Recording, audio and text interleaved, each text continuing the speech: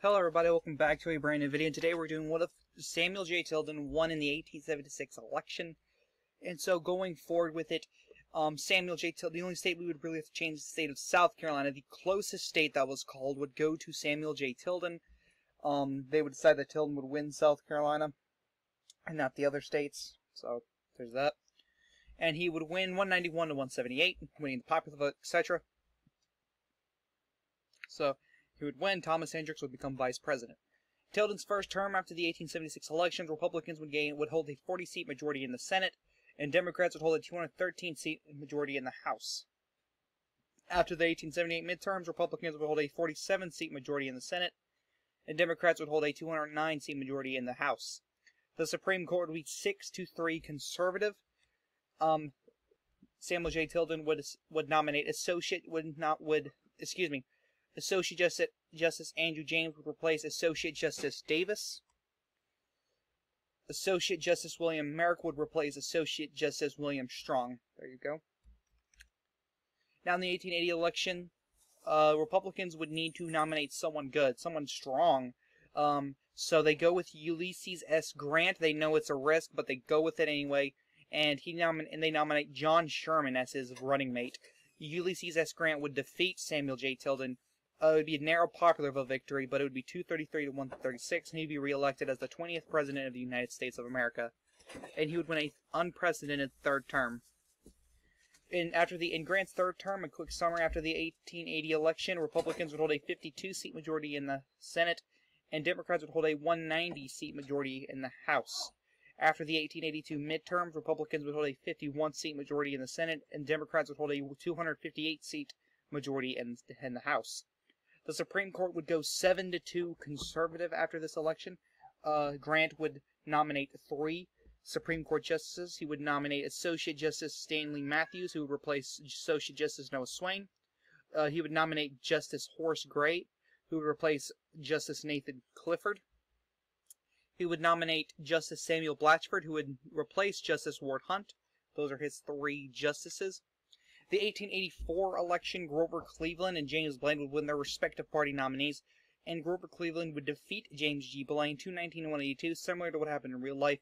And Grover Cleveland's first term was a lot more successful than it was in his second term, as he would have to rebuild the economy that Ulysses Grant kind of destroyed, since Grant's not the greatest president out there.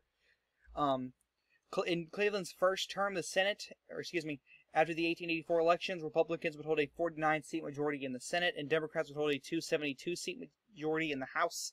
After the 1886 midterms, Republicans would hold a 51-seat majority in the Senate, and Democrats would hold a 261-seat majority in the House. The Supreme Court would go 6-3 conservative. Cleveland would only nominate 1 justice. He would have to replace Chief Justice Morris Waite with Melville Fuller. He would nominate him as his Chief Justice. In the 1888 election, Grover Cleveland would do a lot better in this race, winning by the exact same margin he did in the previous election. He would defeat Benjamin Harrison 219 to 182 to win re-election. And during Cleveland's second term, after the 1888 elections, Republicans would hold a 51-seat majority in the Senate, and Democrats would have a 276 majority in the House. After the midterms, Republicans would have a 55-seat majority in the Senate and a 183-seat majority in the House. Democrats would. And the Supreme Court would go 5-4 liberal, as Grover Cleveland would nominate 3 more justices to the Supreme Court. He would nominate Associate Justice Lucius Lamar, who would replace William Merrick. He would nominate Associate Justice Emile Lacombe, who would replace Samuel Miller, and Associate Justice Edward Douglas White, who would replace Joseph Bradley. So those 3 would be going to the Supreme Court. In 1892, Adlai Stevenson and Benjamin Harrison would win their respective nominees. Benjamin Harrison would give it another go, but he's even more unpopular this time around. I'll just leave it to you why. And James B. Weaver would run as a third party, get enough traction. He would win the disenfranchised Harrison vote. He would win a bunch of the western states. But the Democrat Vice President Adlai Stevenson would defeat Republican Senator Benjamin Harrison and populist Congressman James Weaver 162 to 41 to become the 22nd president. Sorry, that's my cat. Stevenson's first term, a quick summary. In 1892, after the 1892 congressional elections, Republicans would have a 52-seat majority in the Senate, and Democrats would have a 230 majority in the House. After the midterms, Republicans would gain on their majority 54-seat majority, and Republicans would finally win the House, winning 263 seats in the House. And the Supreme Court is 6-3 liberal. Adlai Stevenson would nominate 2 Supreme Court justices. He would nominate Associate Justice Rufus Peckham, who would replace Samuel Blatchford, and George Bingham, who would replace Lucius Lamar. So there you go. In 1896, the economy crashes. The New York stock market does crash, which causes a minor recession, which is not good for Adlai Stevenson. He loses to the Republican nominee William McKinley, who would defeat Adlai Stevenson 265 to 182 to become the 23rd president. In McKinley's first term, after the 1896 elections, Republicans would gain a 56-seat majority in the Senate and a 311-seat majority in the House, so we have a Republican trifecta. However, the Senate does tie after the midterms, 45 to 45, but Republicans would keep their majority in the House. The Supreme Court is 5-4 liberal, as McKinley does nominate 2 more justices to the Supreme Court. He would nominate Joseph McKenna, who would replace Andrew James, and Oliver Holmes Jr., who would replace Stephen Field. In the 1900 election, William Jennings Bryan would run. I think this is his first attempt. And in real life, this was his second attempt, but you know what I mean. But he would run. The only opposition was from George Dewey, but he does choose him as his running mate, which does help him in Arkansas a lot, even though he's going to win that state anyway. But McKinley does beat Bryan, as the economy is better, 246 to 201 to win re-election. In McKinley's second term, after the election, Republicans gained a 48-seat majority in the Senate and a 287-seat majority in the House. In 1902, it's still the Senate goes back to being a tie, 45 to 45, and Republicans have a 262-seat majority in the House. And the Supreme Court is 5-4 liberal, as McKinley does nominate 1 more justice before he dies, and that is Associate Justice William Day, who would replace Horace Gray. Now, is that makeup, or is that just the paint or the photo? I'm just very confused. Is that makeup? Not to judge. I mean, he does look very good with that mustache hair and you know, the lid makeup. I don't know what it's called. I feel really bad now, but it's, God, I don't know. Women, or anyone who knows what that is, tell me what that is, what that's called. Eyelash makeup or whatever? I don't know. But he does look good, not gonna lie. Onward. Theodore Roosevelt would succeed William McKinley. He would, and Theodore Roosevelt would beat Alton B. Parker again in the exact same margin as real life. Nothing really changes here. Roosevelt's first term in 1904, Republicans would gain a 46-seat majority in the Senate and a 307-seat majority in the House. 1906, Democrats would finally gain a majority in the Senate, winning 49 seats. But however, Republicans still gain control of the House with 275-seat majority in the House. The Supreme Court stays 5-4 liberal, as Roosevelt does not nominate any Supreme Court justices during his 4 years in office. In 1908, there's a bunch of Republicans running, but of course William Taft would get the nomination, and William Jennings Bryan would defeat William Howard Taft, since he would have a lot more, credibility, since he didn't lose 2 elections in a row before. So he does have that to his name. Some people are like, whoa, why is this guy running again? He already lost, but he does win this time. And he nominates John Kern as his running mate. John Sherman, the former vice president to Ulysses Grant, would be Taft's running mate. But William Jennings Bryan would still defeat William Taft, and he would become the 25th president of the United States. Bryan's first term after the 1908 elections, Democrats would gain a 49-seat majority in the Senate, and Republicans would still control the House 270 to 121. After 1910, Democrats would lose control of the Senate, with Republicans having a 50-seat majority, and Republicans having a 327-seat majority in the House. The Supreme Court goes 6-3 liberal, as William Jennings Bryan does nominate 3 justices to the Supreme Court. He has to pick a new Chief Justice, as he chooses Judson Harmon to replace Melville Fuller. So he chooses Horace Lurton to replace Edward White Douglas, or Edward Douglas White. That name is wrong. It's Edward White, not whatever. And he chooses Richard Olney to replace Rufus Peckham. There you go. In the 1912 election, Republicans nominate a progressive, a leftward Republican progressive in Robert La Follette, hoping to drive up the numbers in Minnesota, North Dakota, South Dakota, maybe Missouri at the same time, who knows, hoping to get some of those states, but it's a very, very close election, as William Jennings Bryan would narrowly defeat Robert La Follette in the Electoral College by 5 electoral votes, and the popular vote is just as close, with him only winning the popular vote by 2 percentage points. A very close, very, very close, a very close election. In Bryan's second term, Democrats would have a 48-seat majority in the Senate, and Republicans would gain control of the House, would stay in control of the House, to 65 seats in the House. After the midterms, Democrats would lose the Senate, with Republicans winning 49 seats, and Republicans would make gains in the House with 327 seats.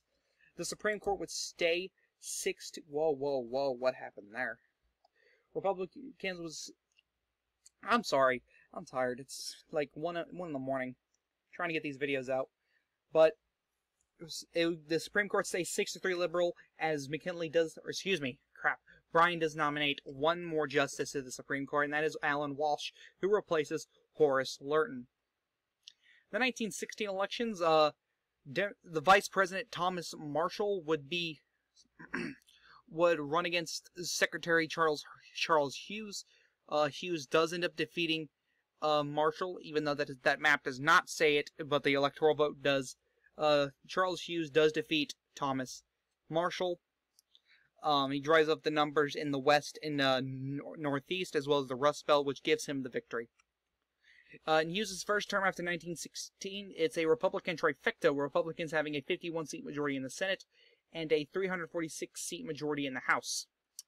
However, Republicans does lose the Senate in 1918, with Democrats getting a 51-seat majority themselves, but Republicans do keep their majority in the House, 324 to 111. The Supreme Court goes from 6-3 to 5-4 liberal, as Charles Hughes nominates one person to the Supreme Court, and that is George Wickersham. Wickersham.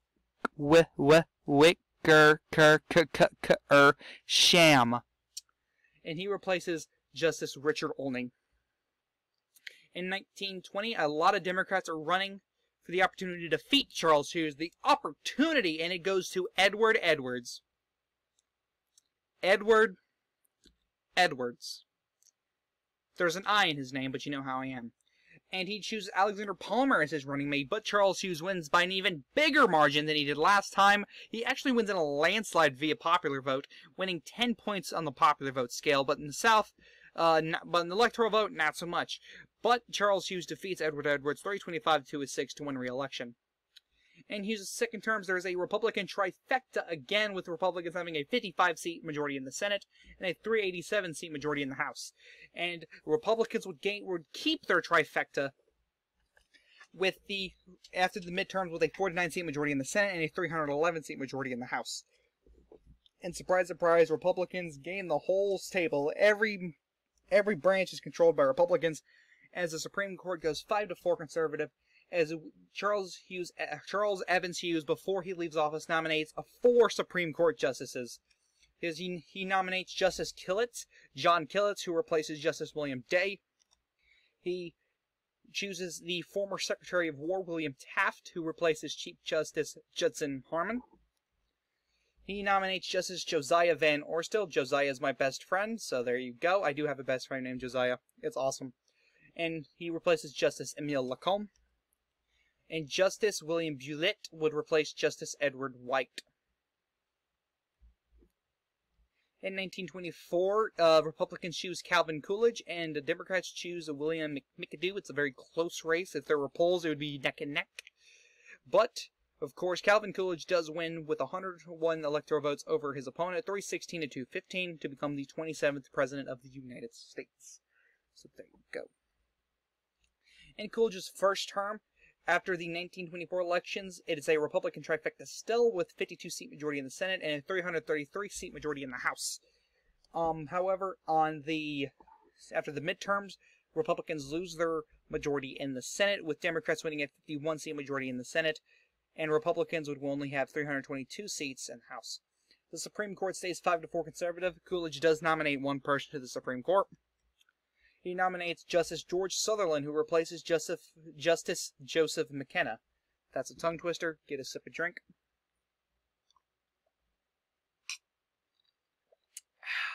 That's good.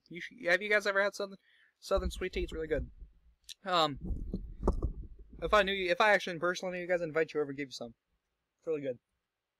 1928, Republicans choose Charles Curtis and Democrats choose Cordell. My phone just went off. And Democrats choose... What is going on at this early in the morning? God, like, I say that, but it's really like, I haven't slept yet. Cordell Hull. But Charles Curtis does win in a landslide as the economy is booming. Calvin Coolidge just decided to run like it does in real life. But the economy is booming. Republicans are good, doing good. Charles Curtis is like, yeah, I'm doing great. Look at this. Hey, look at my Republican guns. And he beats Cordell Hull despite Cordell Hull giving it everything he's got. Now Curtis's first term. Again, the Republican trifecta stays with 51-seat majority in the Senate and 350-seat majority in the House. However, after the midterms, Republicans do lose their trifecta with a 53-seat majority in the Senate. Democrats do. And Republicans have a 297-seat majority in the House. And in the Supreme Court, it stays 5-4 conservative, but Charles Curtis does nominate two justices of the Supreme Court. First is Pierce Butler, who would replace Oliver Holmes Jr., and he would have to replace a Chief Justice, as William Taft does decide to resign or retire, one of the two. He chooses Harlan Stone, who would replace Justice Taft. There you go. The 1932 election, the Great Depression hits. Charles Curtis is like, daggum. Well, I'll give him my best shot. He does better than what Hoover did, but and doesn't result in a Roosevelt landslide, even though that map looks like a landslide. I know, it's weird, but just go with it. But Franklin Roosevelt defeats Charles Curtis to become the 29th U.S. president. In Roosevelt's first term, it's a Democrat trifecta, essentially, as Democrats have a 64-seat majority in the Senate. Jesus Christ! And Democrats have a 235-seat majority in the House. After the midterms, Democrats would just keep their trifecta, but they would lose a good number of seats. In the Senate, it's a 54-seat majority. In the House, it's a 221-seat majority. And the Supreme Court goes 5-4 liberal, as Roosevelt nominates one justice during his first term, and that is Bainbridge Colby. That's a tough name to say. Zero would replace Justice George Wickersham. I'm not doing it again. It's Wicker.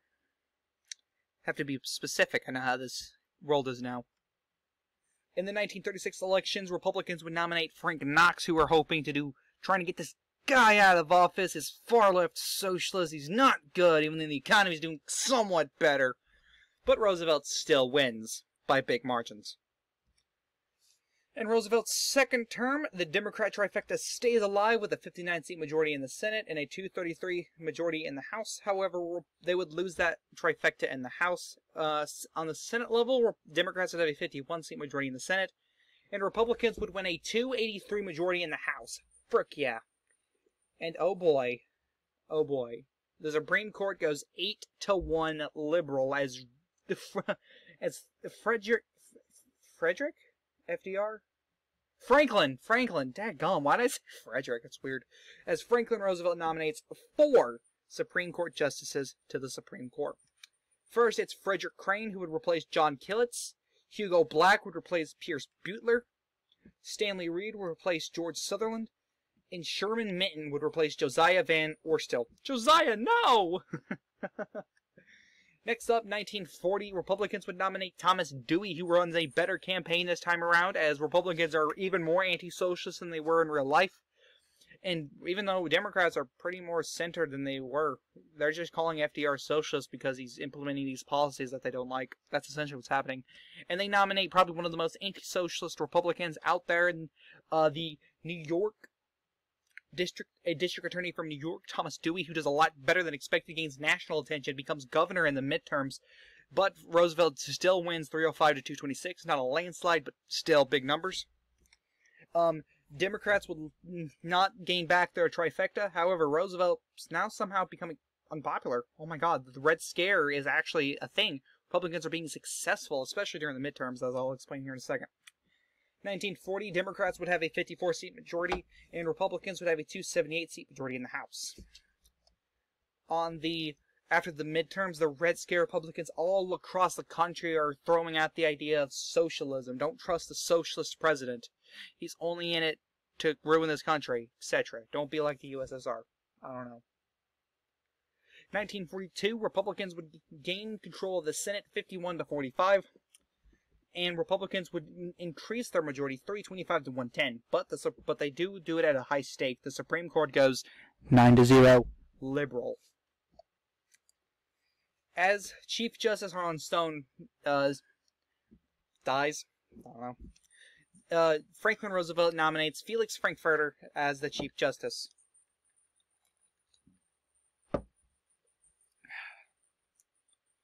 1944, Thomas Dewey gets the nomination yet again. Very popular governor in his first 2 years, and he beats Franklin Roosevelt. Barely beats him. Like, the popular vote's very close. Like, we'll look back on this day and be like, damn, that was very close. That was very close. Very close. But Thomas Dewey becomes the 30th president of the United States. And Roosevelt can just die peacefully. Doesn't have to worry about the job anymore. Yeah, it's great. We'll remember you as a great president, FDR. In Dewey's first term, it's a Republican trifecta. Republicans have a 52-44 seat majority, and Republicans also get a 343 to 92 seat majority in the House. However, they lose their majority in the Senate to Democrats 55-41, and Republicans keep their majority in the House. However, it's lowered to 287 seats majority. And the Supreme Court goes 8-1 liberal, as Dewey does nominate one justice to the Supreme Court, and that is Ralph Demmler. And he replaces? I don't know. He replaces Frederick Crane. There you go. In 1948, the Democrats nominate Harry Byrd, who does very well in the South and Middle America? You know, Nebraska, Kansas, Colorado, you know, Middle America. Is that not what is that not Middle America? Is that not Center America? But Dewey wins 298 to 233. I think that's less electoral votes than he won last time. I could be wrong. But Dewey does win re-election over Harry Byrd. In Dewey's second term, it's a Republican trifecta yet again in the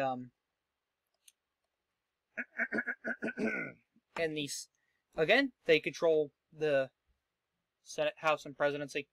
The Senate goes 50-46 Republican, and the House goes 362 to 73 Republican. Now, the midterms, Republicans do lose control of the Senate, which Democrats have a 51-seat majority in the Senate. Republicans will gain a 334-seat majority in the House. And the Supreme Court goes 7-2 liberal, but Dewey does nominate 2 Supreme Court justices. His first one is William Mitchell, who replaces Justice Brainbridge Colby, and Justice Duncan Groner would replace Justice Georgia Bingham.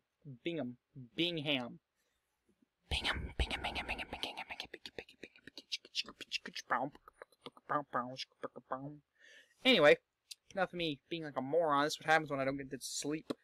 In 1952, Republicans nominate Dwight D. Eisenhower, and Republicans nominate... Democrats nominate the grandson of President Stevenson, Adlai Stevenson II. So, yes, Eisenhower wins, as he did in real life. Eisenhower's first term, Republican trifecta all the way through. In 1952, Republicans have a 53-seat majority in the Senate and a 356-seat majority in the House.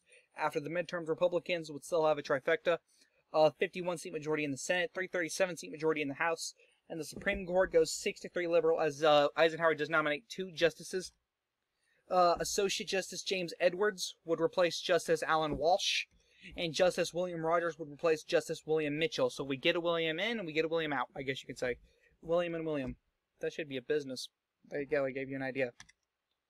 In 1956, Democrats would nominate a far-left Southerner, as the Republican Party, or excuse me, the Democrat Party is now being, okay, you either got to be far-left or Southerner or both. It would be great if you could get both. And they looked at S. Kefauver and be like, you're perfect. They thought. As Eisenhower won 353 electoral votes to 178, less than he did last time, but he still wins in a giant landslide as he would win re-election. Eisenhower's second term, where Trifecta stays after the election, 51-seat majority for Republicans in the Senate, 339-seat majority for Republicans in the House. However, Democrats would gain control of the Senate with a 57-seat majority in the Senate. Republicans would win 290 seats in the House. And the Supreme Court goes 5-4 liberal, as Eisenhower nominates 3 more justices. Justice John Danaher would replace Justice Stanley Reed. Justice Philip Foreman would replace Justice Duncan Groner.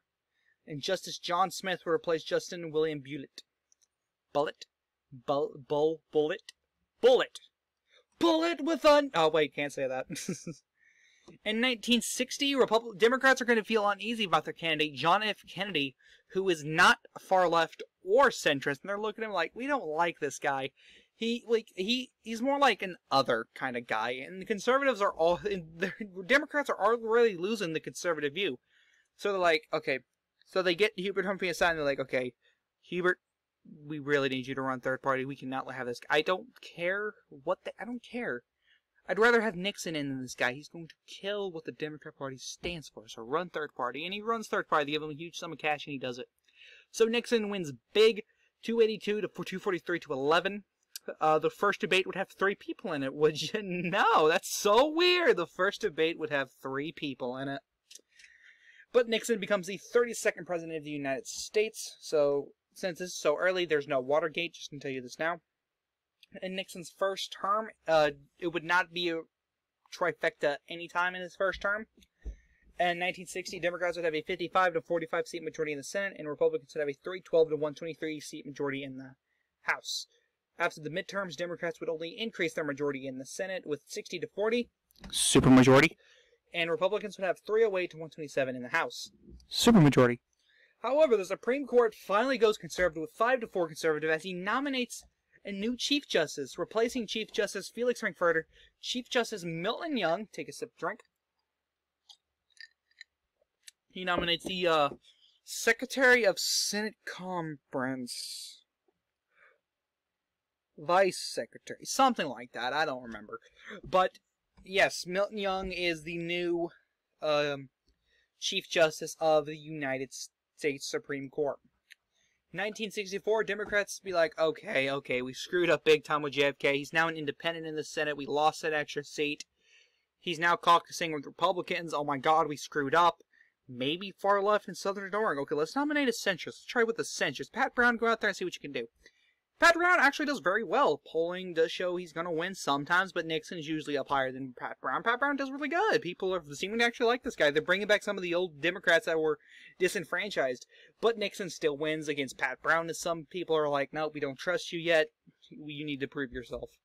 Essentially. They're becoming more of a centrist party again. Like they should have been. Nixon's second term, no trifecta for Republicans. Nixon, and I'm just losing my mind. Democrats have a 58-seat majority in the Senate, and Republicans have a 344 seat in the House. 1966, Democrats have a 61-seat majority in the Senate. Republicans have a 297-seat majority in the House. And the Supreme Court, it's 5-4 conservative. Nixon does nominate 1 more person to the Supreme Court. Nominates Warren Burger, who would replace Justice Sherman Minton. Jesus Christ, that name don't sound familiar. Oh man, we're almost done. Almost done. How many? There's. Let's tell you this now, guys. There's 135 slides. We're at slide 89. We're almost done. Almost done, guys. You guys are enjoying this. I know you are, but right now I'm tired. But I gotta get these videos out for you. I love you guys. This is how the dedication goes. 1968, John Kennedy shocks everyone when he announces that he's going to be running as a Republican. Yes, JFK is not assassinated. And Republicans are so Democrats are so disenfranchised. They're like, oh my God, Wallace, Humphrey, you're both running. Get out there. You both are going to run. Go, go, go. Just go, dadgummit, go. And that kind of screws him over in the end as Kennedy wins in a landslide to become the 33rd president. Oh yeah. And guess what? Conservatives are 100% Republican now. They have lost the conservative vote. But don't worry. Republicans have lost the liberal vote too. So it's fine. In Kennedy's first term, no trifecta, but Democrats have a 56-seat majority in the Senate, and Republicans have a 302-seat majority in the House. After the midterms, Democrats would have a 58-seat majority in the Senate, and Republicans have a 290-seat majority in the House. The Supreme Court goes 63 conservative, as Kennedy would ask around his fellow Republicans, like, okay, who do y'all think I should nominate? Give me some ideas, and I'll consider. And they said, how about Robert Anderson? And he's like, I like it. And he chooses Robert Anderson to replace Associate Justice Hugo Black. Oh yeah. Is that a spider web on his arm? Is that a spider web? Just looking at these photos.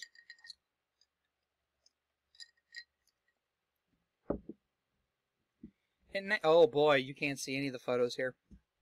In 1972, Kennedy and McGovern are going at it. They nominate Republicans. Democrats are like, oh man, we got to get Kennedy out of office. Anybody, I don't care. Just go like, hey guys, sold. Democrat is like sold. And then boom, landslide. Kennedy wins again by bigger margin somehow. So yeah, Kennedy wins. In Kennedy's second term, still no trifecta, but is a 60-40-seat majority for Democrats in the Senate, and for Republicans, a 302-seat majority for Republicans in the House. After the midterms, Democrats would gain even more seats in the Senate. Sorry about that. Democrats would have a 64-seat majority in the Senate, and Republicans would have a 253-seat majority in the House. So the House is getting really close.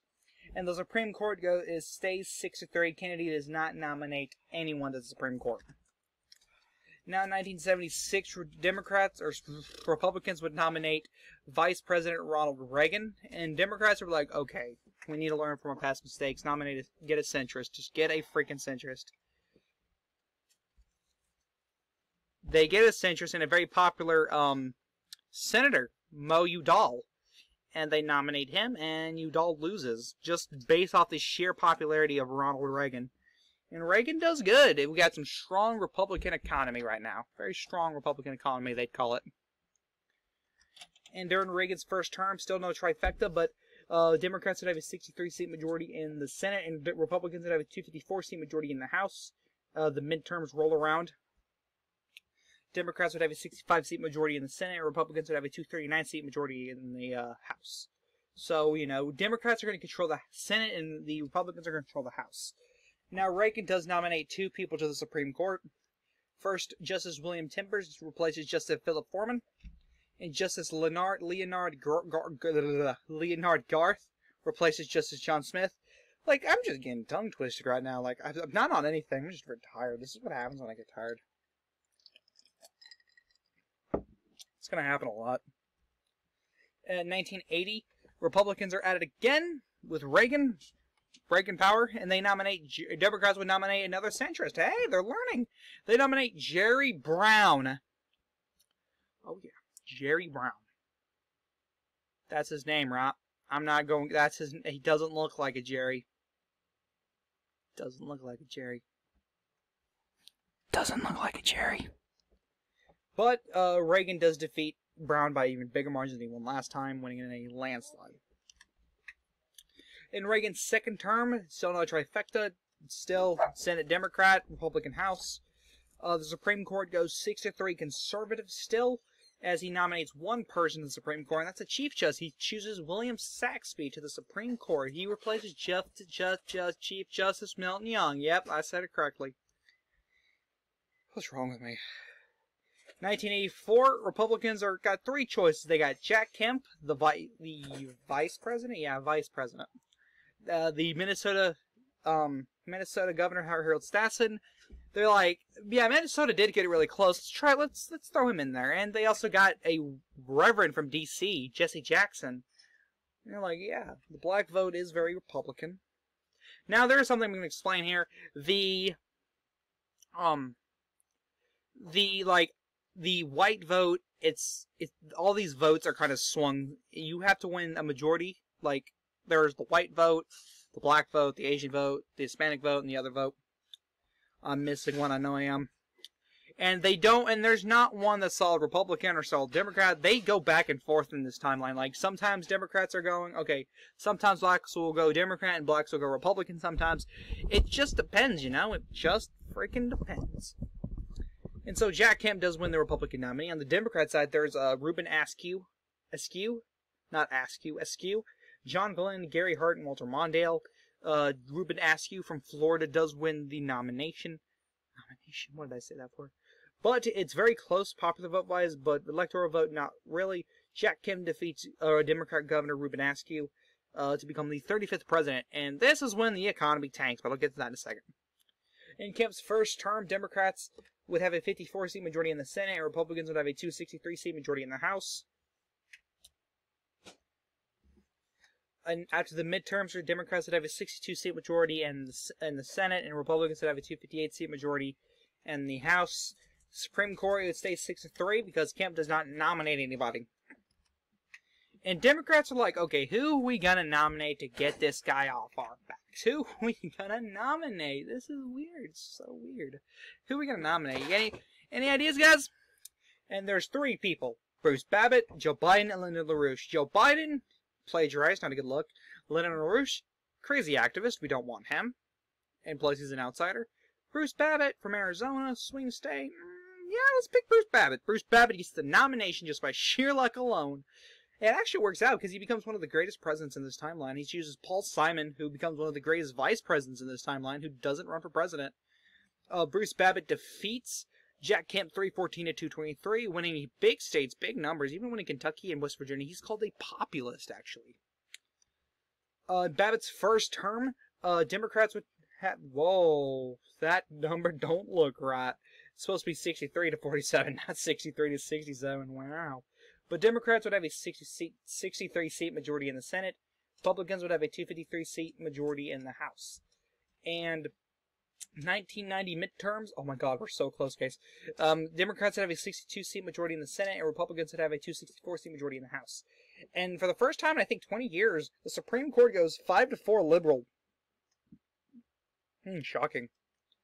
And guess what? A loser gets appointed to the Supreme Court as Jerry Brown is appointed to the Supreme Court, replacing John Danaher.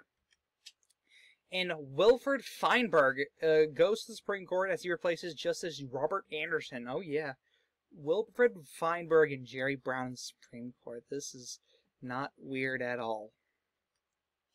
In 1992, Republicans are looking at 3 different candidates. George Bush, a young CIA, a somewhat young, he's like 50-something, he's relatively young. A George Bush from Texas, nice, a Southerner. We need a Southerner, we haven't had a Southern president from the Republican Party, that'd be nice. Pat Buchanan, outsider, we don't want you. And Harold Stassen, you're getting pretty old, we're gonna pass. So George Bush gets the nomination. And they're thinking, okay, we gotta get this close. Nope! Bruce Babbitt did so much things that he's even considered conservative by some Democrats. Cutting taxes, increasing. He essentially does what Reagan did. And he does, his presidency is a mixture of the good parts of Bill Clinton and the good parts of Ronald Reagan. That's how good Bruce Babbitt's presidency was. And he defeats George Bush. Yeah, he does. In a landslide, winning the popular vote by 10 to 11 points nationwide. That's a he dominates the eastern. Yeah, he dominates the eastern part of the country, except the northeast, as Republicans will dominate there for the rest of this timeline due to the JFK, to the Kennedy dynasty, the Kennedy Republican appeal, for now on. So most as they would dominate in the northeast. In Babbitt's second term, no trifecta. I don't think there'll be a trifecta anytime soon. But the Senate goes 62-seat majority for the Senate for the Democrats. The House goes a 255-seat majority for Republicans. 1994, Democrats would have a 54-seat majority in the Senate, and Republicans have a 39-seat majority in the House. And the Supreme Court goes 6-3 liberal, as Bruce Babbitt nominates 3 liberal judges, or justices. First is Justice Daniel O'Hearn, who replaces Ralph Demler. Next is Justice Seth Waxman, who replaces William Timbers. And Justice Mary Briscoe, who replaces Warren Burger, the first female justice added to the Supreme Court by Bruce freaking Babbitt. Holy crap. 1996, Democrats are very disillusioned as they got that guy they did not want running 8 years ago, Lyndon LaRouche, but he ran, got the nomination, somehow beat Bill Clinton, and now Republicans are also dealing with an outsider activist, Pat Buchanan, as he defeats Bob Dole, Steve Forbes, Ross Perot. They would have rather taken Ross Perot over this guy, but both parties are like, oh my god, we got this guy. Both parties are like that. And third, like, there would not be any third party notable changes. People are more interested in this election. Like, wow, these two have not held public office. What is this conjuring? I'm very interested. Pat Buchanan would be down by 5 points nationwide to Lyndon LaRouche until a scandal comes out where it's revealed that Lyndon LaRouche was taking millions of dollars from foreign countries for his presidential term, which he used to defeat Bill Clinton in the primary and attempted to use against Pat Buchanan. Lyndon LaRouche would stay silent for the last 3 weeks of his campaign, essentially putting a lid on his campaign, no taking questions or anything, which would cost him deeply, as Pat Buchanan would win 318 to 220. Pat Buchanan would become the 37th president of the United States. Oh, man. Buchanan's first term would be similar to Donald Trump's first term. Great economy, cutting taxes, finishing the fence, I guess you can say. After 1996, Democrats would have a 52-seat majority in the Senate. Republicans would have a 312-seat majority in the House. After the midterms, the Democrats would still have their 52-seat majority in the Senate. Republicans would have a 307-seat majority in the House. And the Supreme Court stays 6-3 liberal, as Buchanan does not nominate anyone to the Supreme Court. I'm going to take a sip of drink. Just give me a second.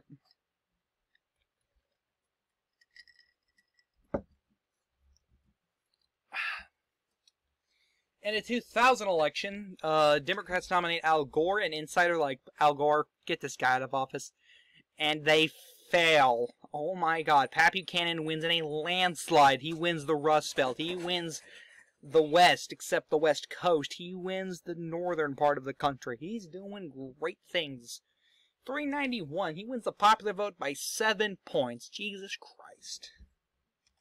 In Buchanan's second term, it's a trifecta. Yep, Republicans finally gained that trifecta. After the 2000s, Republicans would have a 52-seat majority in the Senate and a 309-seat majority in the House. 2002, there would be no Republican gains in the midterms. Want to know why? Because there would be no 9/11, because Buchanan would have solved the problem with Osama bin Laden and Al-Qaeda way before there would have ever been a problem. But, so, Democrats would make inroads because of this. So, the Senate would tie 50-50, and Republicans would have a 302-seat majority in the House. And the Supreme Court stays 6-3 liberal, despite the fact that Buchanan does add someone to the Supreme Court. He would pick William Barr. Heck yeah, he chooses his Deputy Attorney General to be in the Supreme Court, replacing William freaking Rogers. William? Hey, another William for a William! Oh, kill me.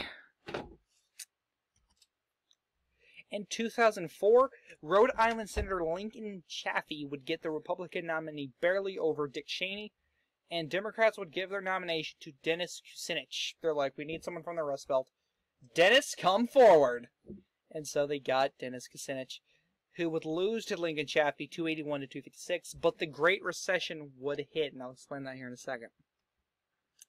In Chafee's first term, Republicans would gain the trifecta.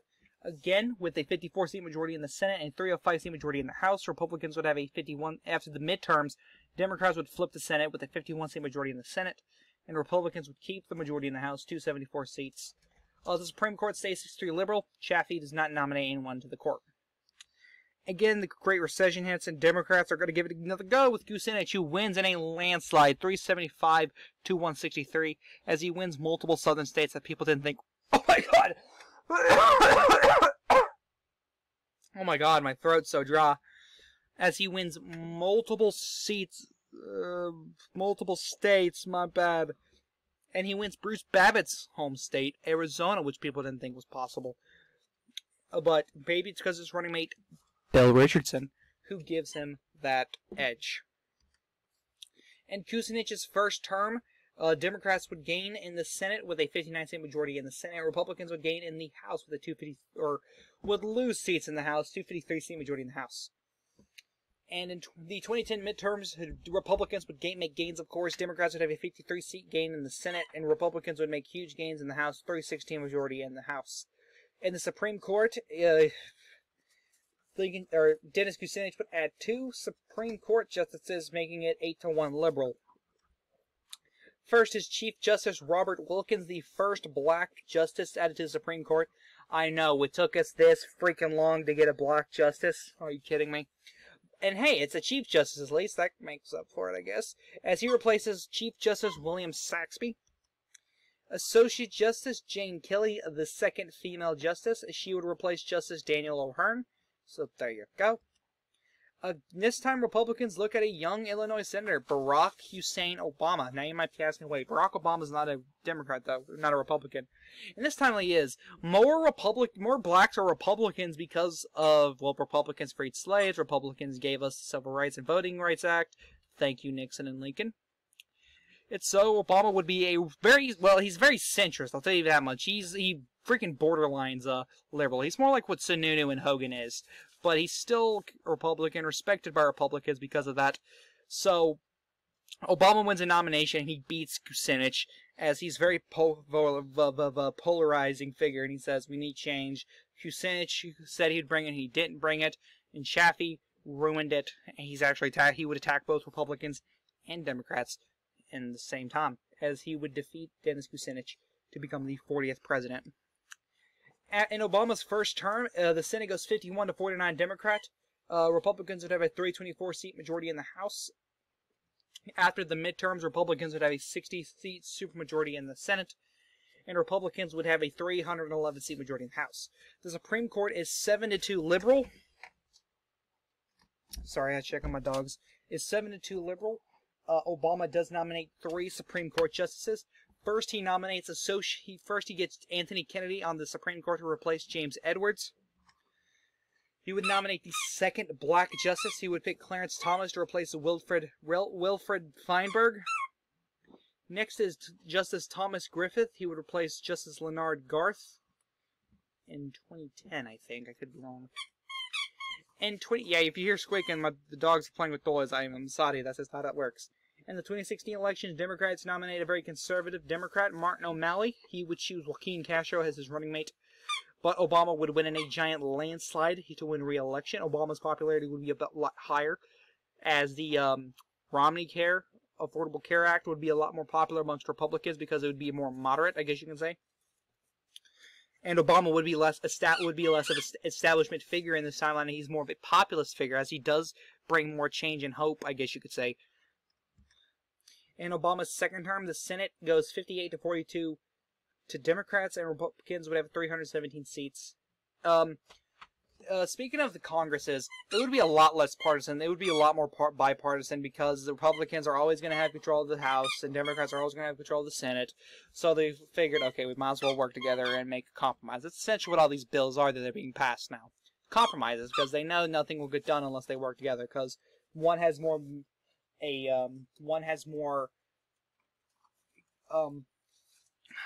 an advantage in one territory than another. So there you go. Obama would nominate the final justice. Obama would nominate would be Brett Kavanaugh. Brett Kavanaugh would still be a justice in this timeline. Sorry, my brain just disappeared. I'm sorry about that. But he would replace Anthony Kennedy on the Supreme Court. In 2020, there are a lot of Republicans and a lot of Democrats running, but Republicans nominate Marco Rubio, who's like, hey, look, a white guy. Obama likes this white guy. Let's get this guy up on here, Marco Rubio. And Democrats are like, hey, a woman. Never had a woman president before. Hey, she's a conservative. People like conservatives, right? Let's get her on there. And then a scandal comes out how bad she treated her staff. And people are like, whoa, we don't want that in there. And Marco Rubio defeats Amy Klobuchar 295-243 to become the 41st president of the United States. Man, I'm just 50. Jesus Christ, kill me. And here's the look at the Senate map. I know, very clunky, but this is what I'm working with. Give me a break. This is what the Senate looks like at the end of the day. Where I should have just made who they can sense with. I'm sorry. I'm tired. Very tired. That shouldn't be there. Oh no, I know what that is. That was the House. Fuck it, I don't care. And here's what the Supreme Court is, the composition. Chief Justice Robert Wilkins, Associate Justice Jerry Brown, Associate Justice William Barr, Associate Justice Jane Kelly, Associate Justice Clarence Thomas, Associate Justice Seth Waxman, Associate Justice Mary Briscoe, Associate Justice Thomas Griffin, and Associate Justice Brett Kavanaugh. Anyway, guys, this is the Catacomb saying, peace.